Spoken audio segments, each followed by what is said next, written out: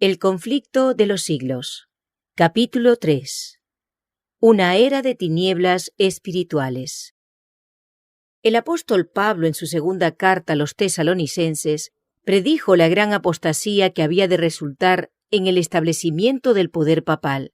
Declaró respecto al día de Cristo: ese día no puede venir sin que venga primero la apostasía y sea revelado el hombre de pecado, el hijo de perdición, el cual se opone a Dios y se ensalza sobre todo lo que se llama Dios, o que es objeto de culto, de modo que se siente en el templo de Dios, ostentando que Él es Dios. Y además el apóstol advierte a sus hermanos que el misterio de iniquidad está ya obrando. Ya en aquella época veía él que se introducían en la Iglesia errores que prepararían el camino para el desarrollo del papado. Poco a poco, primero solapadamente y a hurtadillas, y después con más desembozo, conforme iba cobrando fuerza y dominio sobre los espíritus de los hombres, el misterio de iniquidad hizo progresar su obra engañosa y blasfema. De un modo casi imperceptible, las costumbres del paganismo penetraron en la Iglesia cristiana. El espíritu de avenencia y de transacción fue coartado por algún tiempo por las terribles persecuciones que sufriera la Iglesia bajo el régimen del paganismo.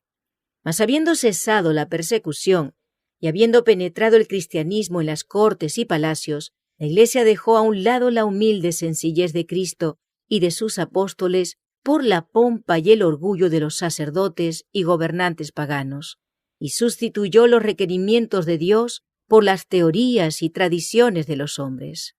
La conversión nominal de Constantino, a principios del siglo IV, causó gran regocijo, y el mundo, disfrazado con capa de rectitud, se introdujo en la Iglesia. Desde entonces la obra de corrupción progresó rápidamente. El paganismo, que parecía haber sido vencido, vino a ser el vencedor. Su espíritu dominó a la Iglesia. Sus doctrinas, ceremonias y supersticiones se incorporaron a la fe y al culto de los que profesaban ser discípulos de Cristo. Esta aveniencia entre el paganismo y el cristianismo dio por resultado el desarrollo del hombre de pecado, predicho en la profecía como oponiéndose a Dios y ensalzándose a sí mismo sobre Dios. Ese gigantesco sistema de falsa religión es obra maestra del poder de Satanás, un monumento de sus esfuerzos para sentarse él en el trono y reinar sobre la tierra según su voluntad. Satanás se había esforzado una vez por hacer transigir a Cristo. Vino a donde estaba el Hijo de Dios en el desierto para tentarle, y mostrándole todos los reinos del mundo y su gloria, ofreció entregárselo todo con tal que reconociera la supremacía del príncipe de las tinieblas. Cristo reprendió al presuntuoso tentador y le obligó a marcharse. Pero al presentar las mismas tentaciones a los hombres, Satanás obtiene más éxito. A fin de asegurarse honores y ganancias mundanas, la Iglesia fue inducida a buscar el favor y el apoyo de los grandes de la tierra, y habiendo rechazado de esa manera a Cristo, tuvo que someterse al representante de Satanás, el obispo de Roma. Una de las principales doctrinas del romanismo enseña que el Papa es cabeza visible de la Iglesia Universal de Cristo y que fue investido de suprema autoridad sobre los obispos y los pastores de todas las partes del mundo. Aún más, al Papa se le han dado los títulos propios de la divinidad. Se le ha titulado Señor Dios el Papa y se le ha declarado infalible. Exige que todos los hombres le rindan homenaje, la misma pretensión que sostuvo Satanás cuando tentó a Cristo en el desierto. La sostiene aún por medio de la Iglesia de Roma, y muchos son los que están dispuestos a rendirle homenaje. Empero los que temen y reverencian a Dios resisten esa pretensión, que es un desafío al cielo, como resistió Cristo las instancias del astuto enemigo. Al Señor tu Dios adorarás y a Él solo servirás. Dios no ha hecho alusión alguna en su palabra a que Él haya elegido a un hombre para que sea la cabeza de la Iglesia. La doctrina de la supremacía papal se opone abiertamente a las enseñanzas de las Santas Escrituras. Solo por usurpación puede el Papa ejercer autoridad sobre la Iglesia de Cristo. Los romanistas se han empeñado en acusar a los protestantes de herejía y de haberse separado caprichosamente de la verdadera Iglesia. Pero estos cargos recaen más bien sobre ellos mismos. Ellos son los que arriaron la bandera de Cristo y se apartaron de la fe que ha sido una vez dada a los santos. Bien sabía Satanás que las Sagradas Escrituras capacitarían a los hombres para discernir los engaños de él y para oponerse a su poder. Por medio de la palabra, fue como el mismo Salvador del mundo resistió los ataques del tentador. A cada asalto suyo, Cristo presentaba el escudo de la verdad eterna, diciendo: «Escrito está». A cada sugestión del adversario, oponía él la sabiduría y el poder de la palabra. Para mantener su poder sobre los hombres y establecer la autoridad del usurpador papal, Satanás necesita que ellos ignoren las Santas Escrituras. La Biblia ensalza a Dios y coloca a los hombres, seres finitos, en su verdadero sitio. Por consiguiente, hay que esconder y suprimir sus verdades sagradas. Esta fue la lógica que adoptó la Iglesia romana. Por centenares de años fue prohibida la circulación de la Biblia. No se permitía a la gente que la leyese ni que la tuviese en sus casas, y sacerdotes y prelados sin principios interpretaban las enseñanzas de ella para sostener sus pretensiones. Así fue como el Papa vino a ser reconocido casi universalmente como vicegerente de Dios en la tierra, dotado de autoridad sobre la Iglesia y el Estado. Una vez suprimido lo que descubría el error, Satanás hizo lo que quiso. La profecía había declarado que el papado pensaría mudar los tiempos y la ley. No tardó en iniciar esta obra, para dar a los convertidos del paganismo algo que equivaliera al culto de los ídolos y para animarles a que aceptaran nominalmente el cristianismo. Se introdujo gradualmente en el culto cristiano la adoración de imágenes y de reliquias. Este sistema de idolatría fue definitivamente sancionado por decreto de un concilio general.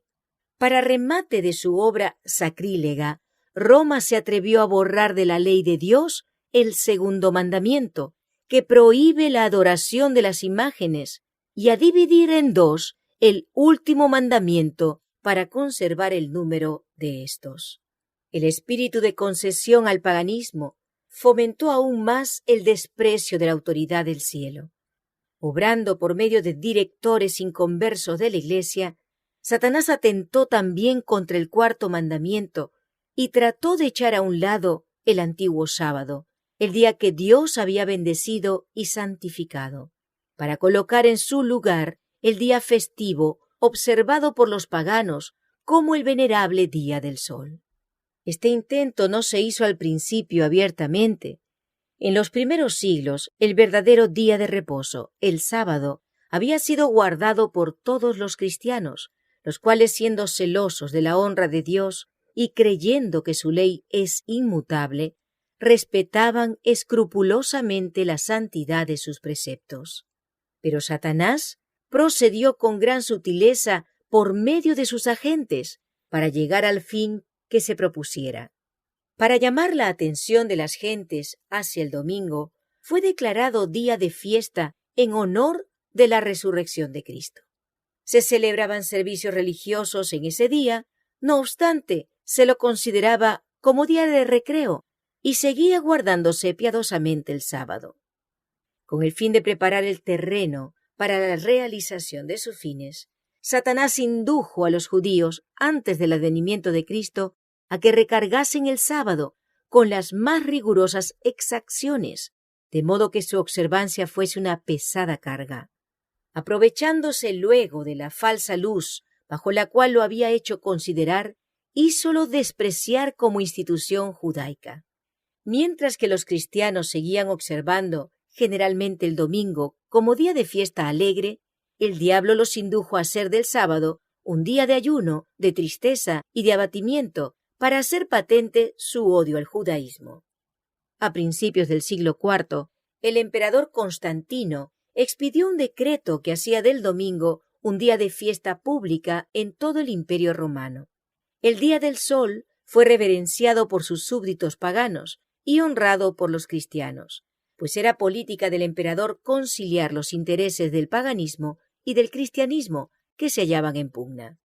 Los obispos de la Iglesia, inspirados por su ambición y su sed de dominio, le hicieron obrar así, pues comprendieron que si el mismo día era observado por cristianos y paganos, estos llegarían a aceptar nominalmente el cristianismo, y ello redundaría en beneficio del poder y de la gloria de la Iglesia. Pero a pesar de que muchos cristianos piadosos fueron poco a poco inducidos a reconocer cierto carácter sagrado al domingo, no dejaron de considerar el verdadero sábado como el día santo del Señor, ni de observarlo en cumplimiento del cuarto mandamiento. Pero no paró aquí la obra del jefe engañador. Había resuelto reunir al mundo cristiano bajo su bandera y ejercer su poder por medio de su vicario, el orgulloso pontífice, que aseveraba ser el representante de Cristo. Realizó su propósito valiéndose de paganos semiconvertidos, de prelados ambiciosos y de eclesiásticos amigos del mundo. Convocábanse de vez en cuando grandes concilios en que se reunían los dignatarios de la Iglesia de todas partes del mundo. Casi en cada concilio, el día de reposo que Dios había instituido era deprimido un poco más, en tanto que el domingo era exaltado en igual proporción. Así fue como la fiesta pagana llegó a ser honrada como institución divina, mientras que el sábado de la Biblia era declarado reliquia del judaísmo y se pronunciaba una maldición sobre sus observadores. El gran apóstata había logrado ensalzarse a sí mismo sobre todo lo que se llama Dios o que es objeto de culto. Se había atrevido a alterar el único precepto de la ley divina que señala de un modo infalible a toda la humanidad al Dios viviente y verdadero. En el cuarto mandamiento, Dios es dado a conocer como el creador de los cielos y de la tierra, y distinto por lo tanto de todos los dioses falsos. Como monumento conmemorativo de la obra de la creación, fue santificado el día séptimo como día de descanso para el hombre.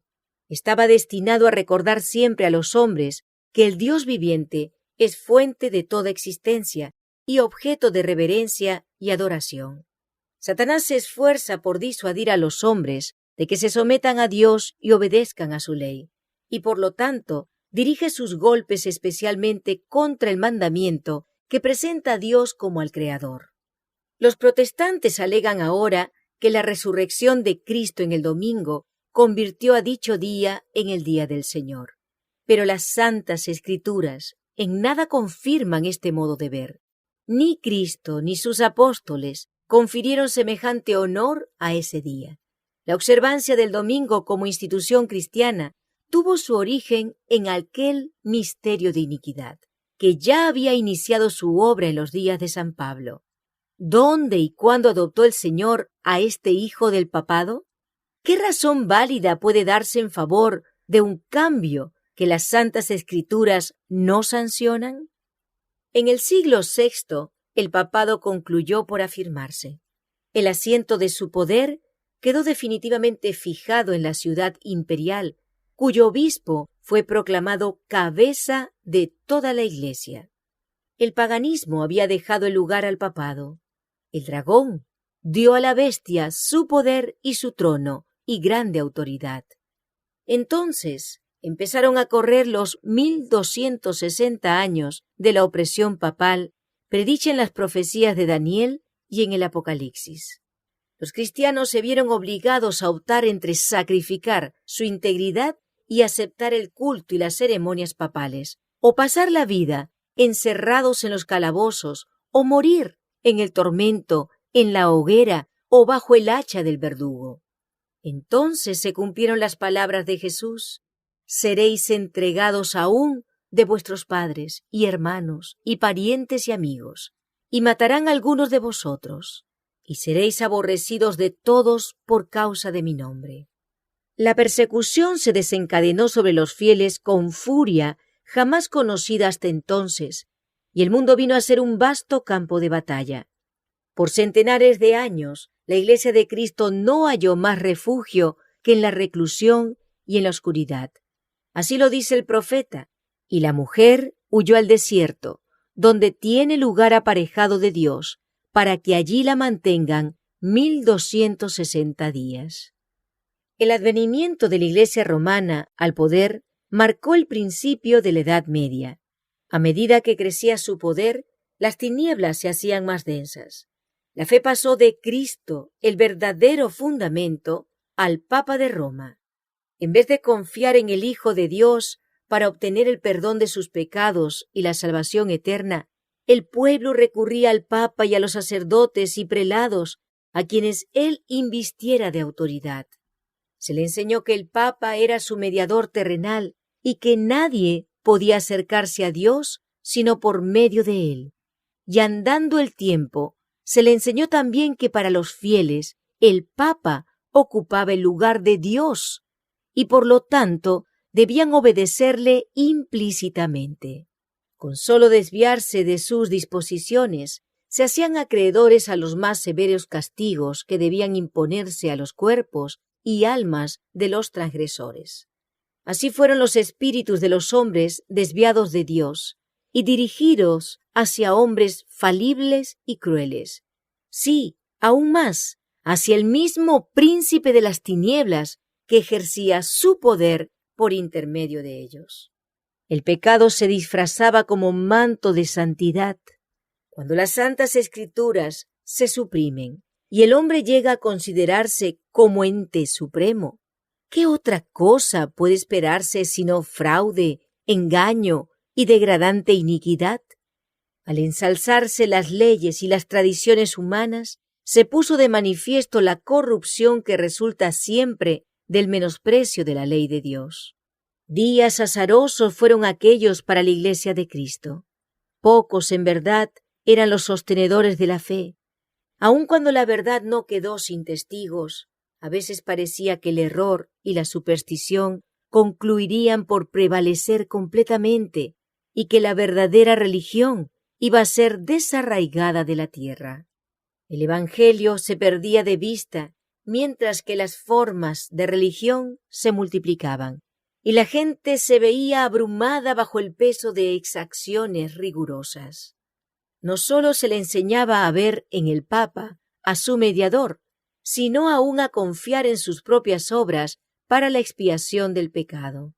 Largas peregrinaciones, obras de penitencia, la adoración de reliquias, la construcción de templos, relicarios y altares, la donación de grandes sumas a la Iglesia, todas estas cosas y muchas otras parecidas les eran impuestas a los fieles para aplacar la ira de Dios o para asegurarse su favor, como si Dios, a semejanza de los hombres, se enojara por pequeñeces o pudiera ser apaciguado por regalos y penitencias.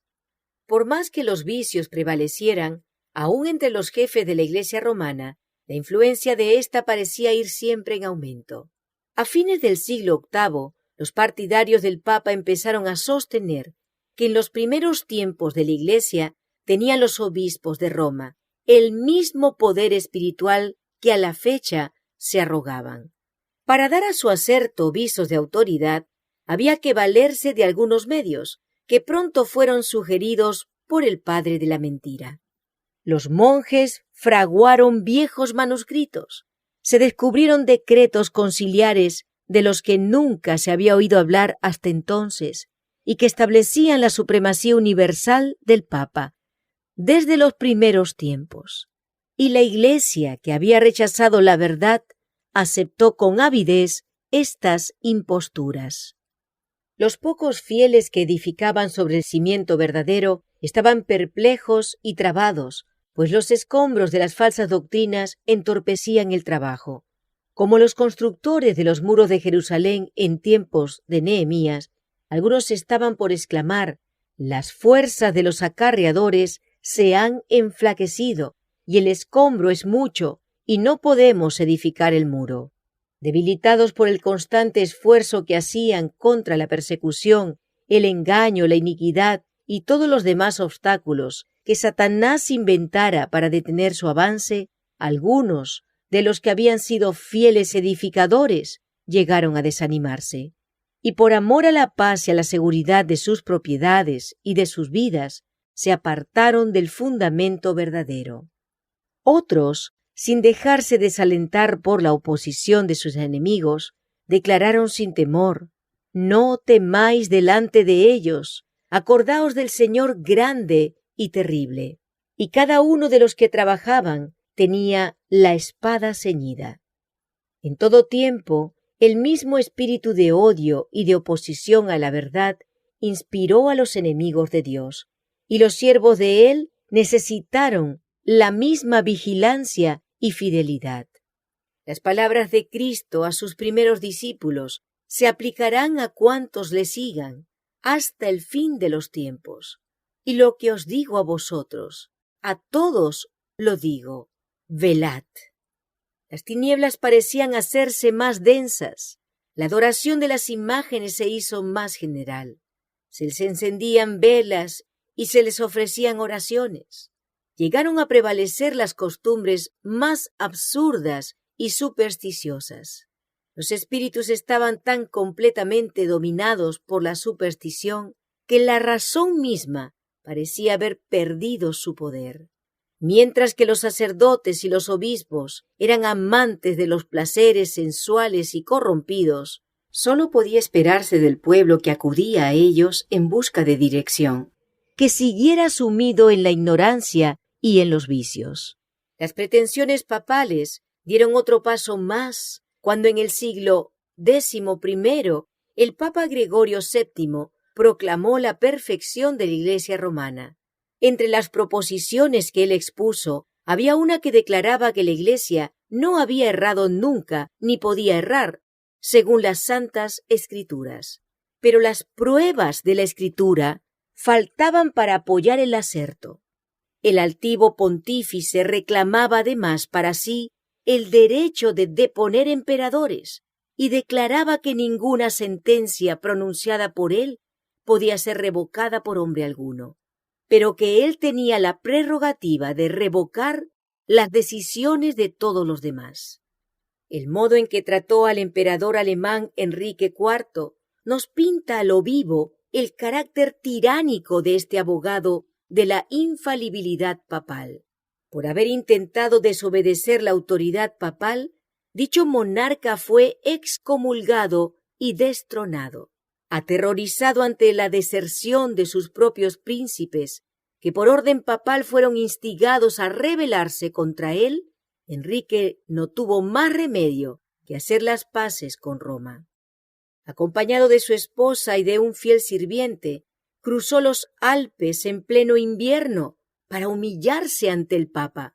Habiendo llegado al castillo donde Gregorio se había retirado, fue conducido, despojado de sus guardas, a un patio exterior, y allí, en el crudo frío del invierno, con la cabeza descubierta, los pies descalzos y miserablemente vestido, esperó el permiso del Papa para llegar a su presencia. Sólo después que hubo pasado así 3 días, ayunando y haciendo confesión, condescendió el pontífice en perdonarle.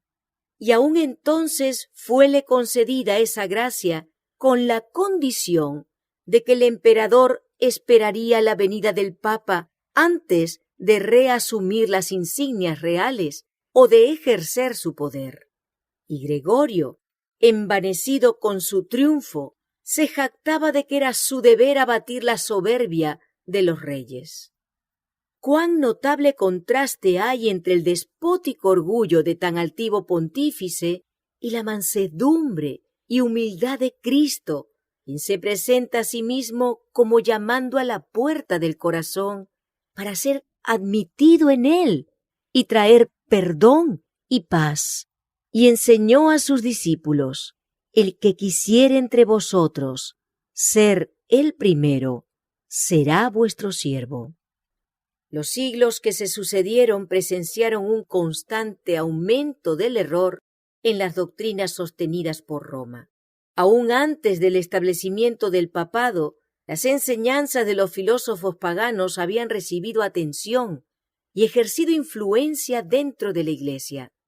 Muchos de los que profesaban ser convertidos se aferraban aún a los dogmas de su filosofía pagana y no solo seguían estudiándolos ellos mismos, sino que inducían a otros a que los estudiaran también, a fin de extender su influencia entre los paganos.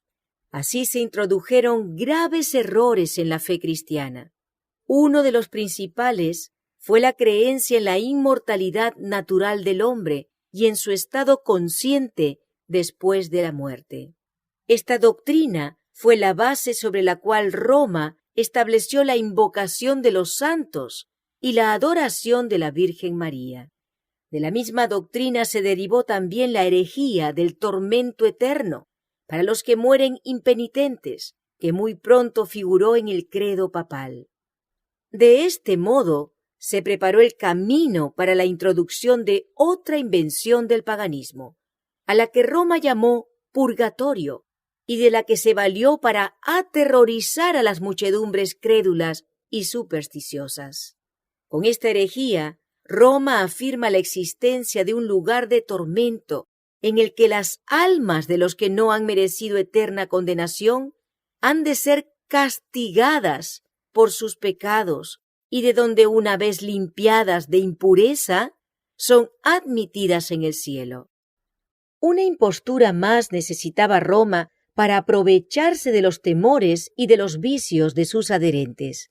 Fue esta la doctrina de las indulgencias.